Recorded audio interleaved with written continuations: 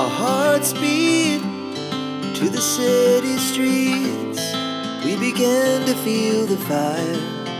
हाय friends, मी सुषमा सगणे आणि माझ्या चॅनलवरती तुमच्या सगळ्यांचं स्वागत आहे। तर काय चाललं आहे आमच्या दोघा मायलेकांचं तरी की मस्त नाश्ता खाऊ घालते मी अद्विकला।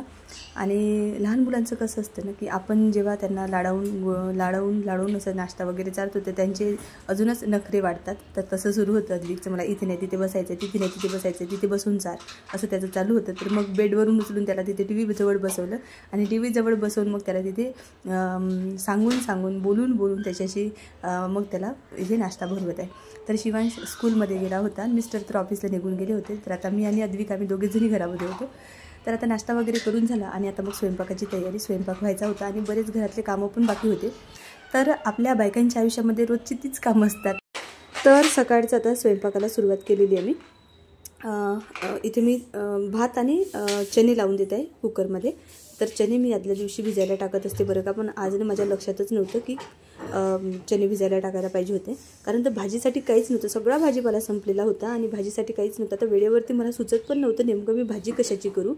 तर मग आता वेळेवर मी कडधान्य पण भिजायला टाकलं नव्हतं, बरेच कडधान्य होते घरात पण मी कडधान्य पण भिजायला टाकले नव्हते। आणि 3-4 दिवस झाले होते घरातलंच करणं चालू आहे, म्हणजे काही कडधान्य म्हणा किंवा सोयाबीन वडी म्हणा किंवा पाटवडी म्हणा, बुकवडी म्हणा, ह्या सगळ्या अशाच भाज्या चालू आहे बनवणं।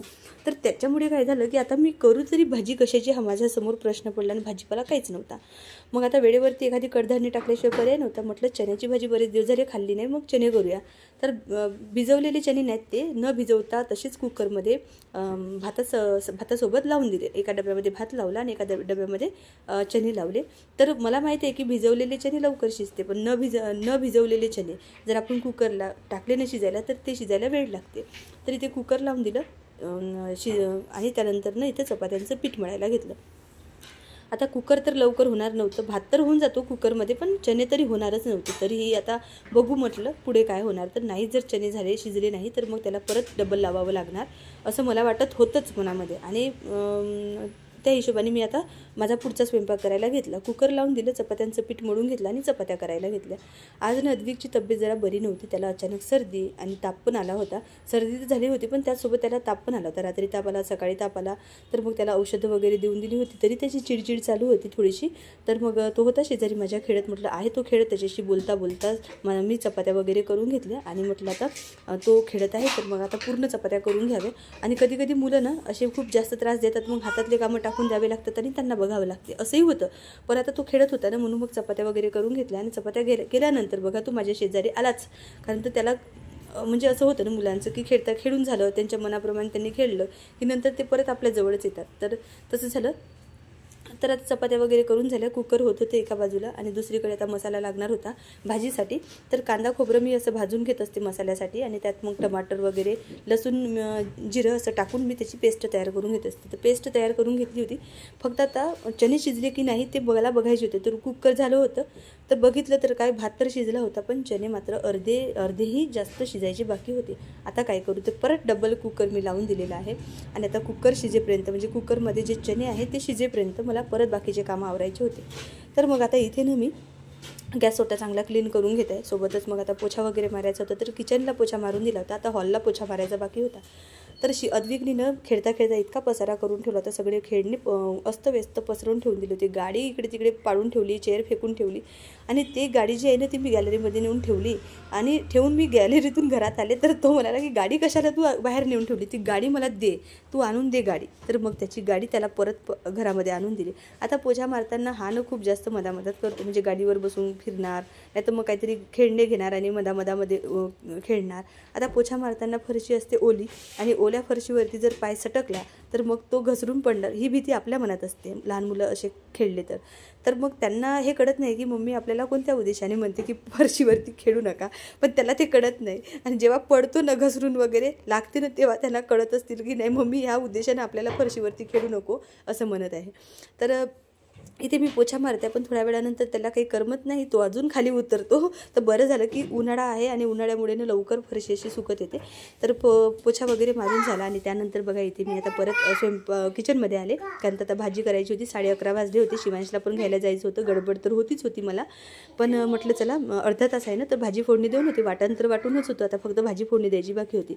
तर इथे मी तिखट काढून घेते. हे तिखटनं मी जे नवीन बनवलं होतं घरी, मिरची पावडर बनवत होता स्वतः घरी, तर तो मिरची पावडर आहे. जुना जो मिरची पावडर आहे तो संपला नाही. आजपासून आता नवीन मिरची पावडरला सुरुवात झाली. असं होतं, जे वाटण वाटलं होतं ना ते वाटण मी तेला कढईमध्ये टाकलं तेल गरम झाल्यानंतर, आणि ते होत होतं. तर इकडे बाकीचा जो मसाला आहे ना, गरम मसाला, किचन किंग मसाला आणि हा छोले मसाला, तर हे सगळं मी काढून घेतलं. मसाल्याच्या डब्यामध्ये जास्त मसाले मी काढून ठेवत नाही, कारण तर मसाल्याच्या डब्याला ना प्रॉपर अशी जागा नाही आहे. तर मसाल्याचा डबा मी हंड्यावरती ठेवते आणि चुकून जर धक्का लागला तर तो खाली पडणार, सगळा मसाला एकत्र होणार, वाया जाणार, म्हणून मी मसाल्याच्या डब्यामध्ये मसाला जास्त काढून ठेवत नाही. तर मसाला वगैरे सगळं चांगलं झालं. त्याच्यामध्ये ना तिखट, मीठ, हळद, गरम मसाला वगैरे आणि छोले मसाला होता, तर छोले मसाला वगैरे टाकून सगळं मी चांगलं हलवून घेतला एकदा आणि परतून घेतलं. आणि त्यानंतर मग जे शिजवलेले चणे होते ना ते टाकून दिले. तर इथे बघू शकता, मी तुम्हाला दाखवते बघा. हे बघा, चणे खूप छान असे शिजले होते. आणि अशी मला सुकी भाजी चण्याची आवडते, अशा एवढी पातळ. तर ही थोडीशी थंडी झाल्यानंतर परत घट्ट होते, पण सुकी भाजी मला आवडते चण्याची खायला, उसळ म्हणून म्हणा किंवा मग भाकरीसोबत म्हणा किंवा चपातीसोबत अशी आवडते मला. पण मग आता मी काढून ठेवली नव्हती, म्हटलं जाऊ दे सगळ्यांसोबत आता पातळच रस्स्याची भाजी करावी. तर पाणी सोडून दिलं, उकडायला ठेवून दिली भाजी आणि दुसरीकडनं गॅस ओटा आणि गॅस चांगला पुसायला घेतला. आणि कधी कधी चालू गॅसवरती गरम कोणतं भांडं असले ना तर मग नुकसान होते बरं का. पण इकडे बघा नुकसान कुठे झालं, एक शेगडी जी आहे ती गरम होती, तिथे मी पाणी गरम करायला ठेवलं होतं. नुकतंच मी पाणी कढईमध्ये टाकलं होतं भाजीमध्ये, आणि ते बर्नर जे शेगडी आहे ना बर्नरवरची ती गरम होती, खूप गरम होती. आणि मी हाताने उचलली, असा चटका बसल्याबरोबर अरे बापरे असा शब्द निघाला तोंडातून. आणि हे नकळत होते, कधी कधी गडबडीमध्ये आपलं लक्ष राहत नाही आणि असं होते. आणि म्हणून काळजीपूर्वकच किचनमध्ये काम करताना काळजीपूर्वकच करावं लागतं, तर आपणच आपल्या हाताने नुकसान करून बसतो. कधी कधी माझ्या हाताला चटके बसतात बरं का, जेव्हा केव्हा अशी एखादी भांडं गरम असं गॅसवरती असेल आणि त्याच्या आजूबाजूने आपण क्लिनिंग करत असेल तर चटका नक्कीच बसतो. आणि तसं माझ्यासोबत बरेचदा झालेलं आहे. असो, कामं वगैरे आवरल्यानंतर शिवांशला घ्यायला स्कूलमध्ये गेले, त्याला घरी घेऊन आले आणि त्यानंतर इथे शिवांशला जेवण करायला दिलं. जेवण वगैरे सगळ्यांचं झालं. त्यानंतर मग भांडी पडली होती, बरीच भांडी पडली होती. तर मग आता भांडी घासायची बाकी होती, तर इथे भांडी घासायला घेतली. भांडी घासायच्या आधी म्हटलं चला बेसिंग जे आहे ना ते चांगलं क्लीन करावं. तर इथून थोडीशी अडचण होते, भांडी वगैरे ठेवली अशी सितारा खरकटं काढून गॅसोट्यावरती भांडी वगैरे काढून ठेवली की मग ते बेसिंग घासायला थोडीशी अडचण होते. तर थोडंसं जास्त वाकावं लागतं आणि मग थोडेसे कष्ट घ्यावे लागतं तिथे बेसिंग वगैरे घासायला, मग त्याच्यावरची स्टाईल वगैरे घासायला, कारण तर लवकर हात पुरत नाही. आधी कसं वॉशिंग मशीन नव्हती तर ते हात लगेच पुरायचा, पण आता थोडासा वेळ म्हणजे थोडेसे कष्ट लागतात हात पुरायला तिथे त्या स्टाईलला म्हणा किंवा बेसिंग घासायला असं. तर आज चणे टाकले होते कुकरमध्ये शिजायला, तर कुकरही लाल झालं होतं, कारण तर निंबू वगैरे काहीच नव्हतं घरी टाकायला, तर मग ते लालसर झालं होतं थोडंसं. तर मग चांगलं घासावं लागलं, तर थोडासा वेळच लागला भांडी वगैरे घासायला. असं भांडी वगैरे घासून धुवून ते परत आपल्या टपामध्ये ठेवून दिली. आणि जे काही पाणी सांडलं होतं गॅसोट्यावरती ते सगळ्यांना परत पुसून घेतलं, एकदा किचन पूर्ण क्लीन करून घेतलं. आता इथे सगळे दुपारपर्यंतचे कामं झाले होते माझे, पण आता ना अद्विक झोपलेला होता. आज मला मांडण्या क्लीन करायच्या होत्या. मांडण्या बघितल्या तर असं वाटत होतं की नको करू. एक मन म्हणत होतं क्लिनिंग करावी आणि एक मन म्हणत होतं की नको करू. का असं सांगते तुम्हाला, कधी कधी खूप नाकीनऊ येते, घरातले सगळे कामं करा, त्याच्यानंतर हे सगळं परत एक्स्ट्राचं काम करा आणि मुलांना सांभाळा. तर ह्या सगळ्यामध्ये ना खरंच खूप नाकीनऊ येऊन जातो, पण पर्याय नसतो. कधी ना कधी ते आपल्यालाच काम करायचं आहे हे माहीत असतं, म्हणून मग आत्ता कंटाळा केला किंवा आत्ता आळस केला हे क्लिनिंग वगैरे करायचं, तर मग उद्या तर मलाच करावं लागणार, म्हणून परत विचार करते आणि मग परत लागते त्या कामाला. आधी काय व्हायचं, महिन्याला मी मांड्यांची क्लिनिंग करायची, पण आता ना ते हप्त्यालाच करावी लागत आहे, एवढी धूळ येत आहे घरामध्ये. एकतर उन्हाळा पण सुरू झालेला आहे. उन्हाळ्यामध्ये तुम्हाला माहीतच आहे कशी धूळ उडते, आणि मग पावसाळा आणि हिवाळा दोन ऋतूमध्ये जरा कमी धूळ उडते, पण उन्हाळ्यामध्ये खूप जास्त धूळ येते. तशी इथं खूप जास्त धूळ येते. Our hearts beat to the city streets. We began to feel the fire. मग आज मला मांडण्या क्लीन करायच्या, तर मी मांडण्यांवरती कशी धूळ बसली ना ते दाखवणारच आहे तुम्हाला. पण बघा, माझी क्लिनिंग कशी असते, पसारा न करता क्लिनिंग करत असते, जास्त पसारा होऊ नये आणि मग आपल्याला ते जास्त आवरावं लागणार नाही याची मी काळजी घेते.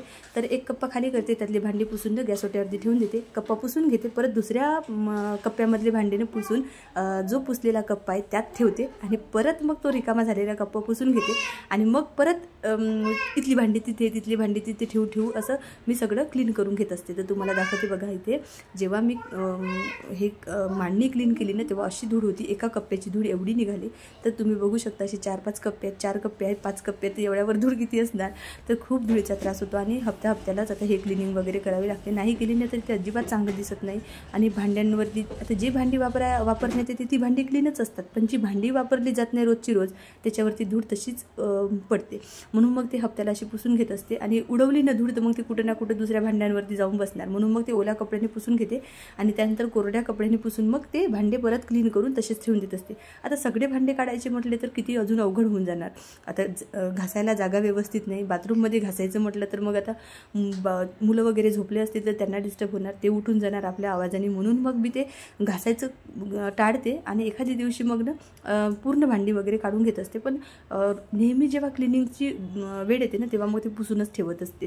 म्हणजे भांडी वगैरे चांगली पुसून घेते, त्याच्यावरची धूळ चांगली काढून घेते आणि मग परत मग भांडी जी आहे आपल्या आपल्या कप्प्यांमध्ये ठेवून देते. आता 3 कप्प्यांमधले भांडे क्लीन करून 3ही कप्प्यामध्ये भांडी लावून दिले. पण आता 4था कप्पा खालचा ज्याच्यात हे उन्हाळी पदार्थ ठेवलेले होते ते डब्बे, तर ते डब्बे आता पुसून घ्यायचे होते. याच्यावरती तर खूप भयानक धूळ बसते. कारण तर झाडू वगैरे मारताना जी काही झाडू मारतानाची धूळ आहे ती सगळ्यात आधी ह्या भांड्यांवरती जाऊन बसते, म्हणजे डब्यांवरती जाऊन बसते. आणि मग काय होते की मग हे डब्बे पुसल्याशिवाय पर्याय राहत नाही. मग आता यातलं काही सामान लागलं तर मग आपल्याला ते धुळी भरलं झाकणच उचलावं लागतं. मग त्याच्यापेक्षा ना म्हटलं की ते पुसून घ्यावे. तर आधी डब्बे चांगले पुसून घेतले, त्यातला तो कप्पा पण चांगला पुसून घेतला. आणि ते बघा किती स्वच्छ असा मी पुसून घेतला, जसं काही घासून ठेवलेत भांडी, एवढे चांगले मी डब्बे चांगले पुसून घेतले आणि परत आपापल्या ठिकाणी डब्बे जे आहे ते लावून दिले. तर बघा मांडण्या क्लीन करायच्या आधी माझा चेहरा सगळा उतरून गेला होता की मांडण्या क्लीन करू की नको करू विचार करत होते. आणि जेव्हा मांडण्या क्लीन करून झाल्या तेव्हा मला आनंद झाला की नाही आता माझ्या मांडण्या क्लीन झाल्या तर अजून फ्रेश वाटणार. तर गरमी इतकी झाली होती ना की काही विचारू नका, फॅन पण नव्हता किचनमध्ये आणि गरमी खूप झाली होती, त्याच्यामुळे फ्रेश झाले. शिवांश आणि अद्विक दोघेही उठले. तर मग शिवांशची उद्या होती ओरल मराठीची, तर त्याचा अभ्यास आज घेणं गरजेचा होता. मुलं इंग्लिश व्यवस्थित समजून घेतात पण मराठीची वेळ येते तेव्हा मग थोडासा प्रॉब्लेम करतात. तर मग मराठीचा अभ्यास घेतला त्याचा, त्यानंतर संध्याकाळचे सगळे कामं आवरून घेतले आणि मिठाचं पॉकेट फोडून मला मीठ भरायचं होतं आता. तर मग ही नवीन भरणी लोणच्याची होती, तर मग नवीन भरणीमध्येच भरायचा विचार केला. जसं मिठाची भरणी जी होती ना जुनी ती जुनी झाली होती, तर आता म्हटलं नवीन भरणीमध्ये भरूयात. मग नवीन भरणीमध्ये भरल्यानंतरचा आनंद बघा किती मस्त आहे, कारण तर नवीन नवीन दिसतं ना म्हणून. तर चला मग हा व्हिडिओ मी इथे सेंड करते. आवडला असेल तर लाईक शेअर आणि सबस्क्राईब करा चॅनलला. भेटते तुम्हाला पुढच्या व्हिडिओमध्ये, तोपर्यंत बाय.